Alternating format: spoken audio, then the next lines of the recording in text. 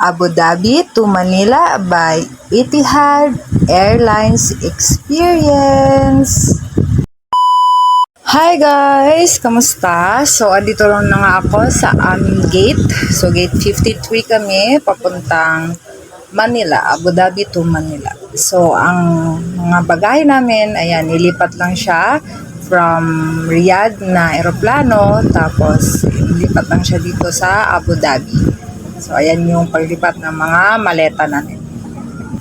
So guys, tinransport pala kami ng shuttle bus galing sa aming gate papunta doon sa eroplano na sasakyan namin. So, yan. Ito kami. May mga kasama ko sa flight namin papuntang Manila.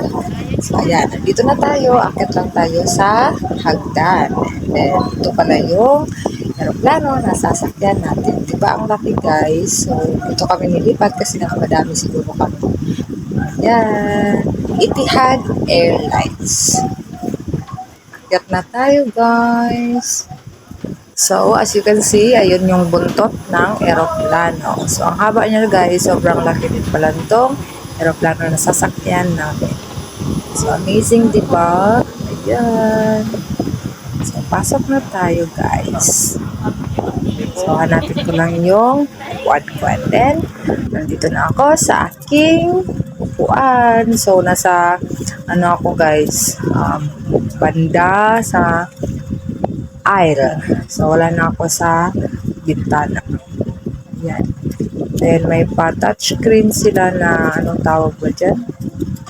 Tablet ba yan? Ayan.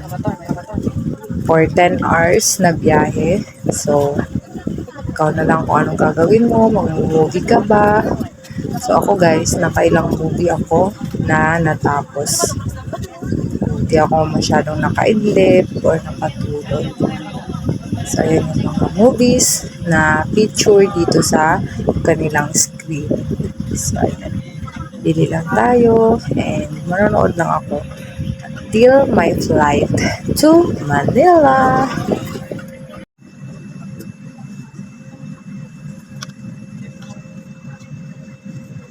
So, ayan guys, ready to take off na tayo. So, first is nag-prayer muna tayo to their language as Islam.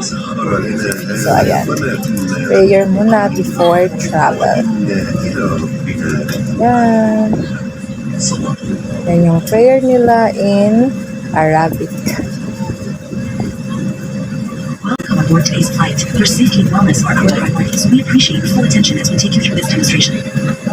Your seatbelt must be fastened whenever the seatbelt sign is illuminated. To fasten, insert the metal clip into the buckle. To adjust, pull on the strap. To unfasten, let the metal flap and pull the belt apart.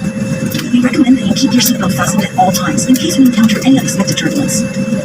If emergency oxygen is required during the flight, masks will automatically drop down from the panel above you.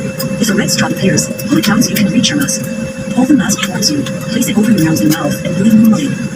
Always fit your own mask first before helping others. There are 8 emergency exits on this aircraft, which are clearly marked. There are signs which indicate the direction to the exits. The nearest exit may be behind you. In an emergency, the floor path markings will guide you to the exits. You'll find instructions on how to open the exit on each exit door. If you are required to evacuate the aircraft, leave all of your belongings behind and follow the cabin crew's instructions. Your life jacket is located under your seat. If instructed by the crew, remove from its packaging and place it over your head. Fasten the strap around your waist and pull to tighten. Inflate your life jacket only as you leave the aircraft door. To inflate, pull firmly on the red toggle or blow into the mouthpiece. A light will illuminate on contact with water. Special life jackets are provided for infants. The safety card in your seat area provides important safety information, including exit signs and the correct brace position for your seat. Please take a look at it before takeoff. You must adopt the brace position when you hear the command brace, brace. Smoking and cleaning cigarettes is not allowed anywhere on board, including the toilets. Tampering with a smoke detector or not adhering to these directions is a criminal offense. In preparation for departure, place your luggage in the overhead storage and any personal items under the seat in front of you. Laptops and other larger electronic devices must be switched off and secured for takeoff and landing. Handheld electronic devices such as mobile phones must now be switched off or set to flight mode. If your electronic device is damaged, overheats, or falls into your seat, do not attempt to move your seat. Call one of our cabin crew for immediate assistance. So, ayun guys, ang demonstration pala nila dito ng kanilang safety procedures ay recorded, ayan, sa video. Hindi katulad dito sa atin sa Pilipinas na yung mga flight attendant mismo nasa aisle para mag-demonstrate ng mga safety features ng eroplano. So, ayan, start na ng movie guys. So, ito yung una kong movie na pinanood. Ang ganda nito guys, Afghanistan na na movie. Ano siya, may interpreter.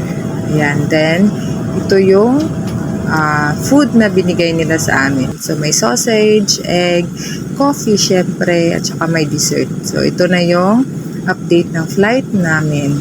So, ayan. Then, ayan na, 10:23 daw ang possible na dating namin sa Manila. So, ayan. Second movie, guys, A Man Called Uto. Kasi nakita ko to sa TikTok, nag-viral din to kasi maganda din daw to. Maganda nga siya, guys. Ang story nito is namatayan siya ng asawa and then naging siya, sarcastic or di kaya naging hate niya ang world. Pero deep inside, pa rin siya, mabait pa rin siya. Ayan. And then, ayan siya, guys. Pero, yun nga, guys, sad din yung ending. Ayan. So, dyan na tayo. Malapit na tayo sa Manila. Ayan. The next movie, Avatar, guys. Diba? Ilang movie ko na to? Third movie. Then, ayan, nag-freshen up na ako konti. Ayan, kasi malapit na kami. Almost 2 hours na lang siguro, darating na kami ng Manila. So, ayan. Then, last movie ko na to na pinanood, Evil Dead Rise. Nakakatakot to, guys. Grabe. Pero, yun nga. Okay naman siya. Then, yan yung snacks na binigay nila sa amin. May bread, may dessert, at saka coffee din ako dyan. Coffee din ako. Then, ayan na. Welcome to Manila. Ayan na, guys. After 10 hours, andito na tayo sa Manila. I'll be switching on the seatbelt sign sometime during descent. From then onward, please remain seated until we arrive at our parking position. Looking at our current indication here, we're looking at landing time of 25 minutes past 10. Time check now is just 4:02 in the evening on the time in Manila. This is 4 hours ahead of Abu Dhabi. Good weather expected, ground temperature of 28 degrees Celsius and calm winds blowing westerly. Expect to land now in 24 and heavy at the gate later by 10 minutes after. Once again, on behalf of Ethiopian Airways and the rest of the crew on board, let's say thank you once again for joining us on this flight. Hope to see you again soon and safe on journeys. Pleasant stay. Po at magandang gabi.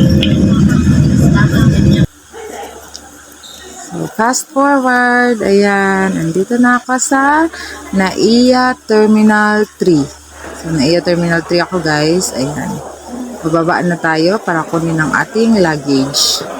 Then, dire-diretso lang naman, guys. Ang pinakita lang namin is, hindi nga namin pinakita yung e-travel namin, guys. Kasi parang nakita daw nila na sa system yon. So, hindi nila kami hinanapan ng e-travel. So, passport lang yung pinakita namin. Then, ayan, yan ang mga luggage ko. Ready na tayo lumabas. And naghihintay na din si Papa sa labas. So, ayun guys. So far, maganda naman yung experience ko sa Etihad Airlines. Yun nga, economy expected na masikip talaga. 3 kayo sa per column. So, ayan. 3 column siya and 3 kayo sa isang column, tapos masikip lang talaga yung sa aisle, but so far so good. And ang pinakamalaking blessing, guys, is safe kami nakarating sa Pilipinas. So ayun lang, guys. Thank you so much sa inyong panonood and sa inyong pag-support. So ito yung next vlog, abangan. And yun na, guys, for today's video. Salamat ng marami and God bless you. Ingat. See you on my next video. Bye-bye!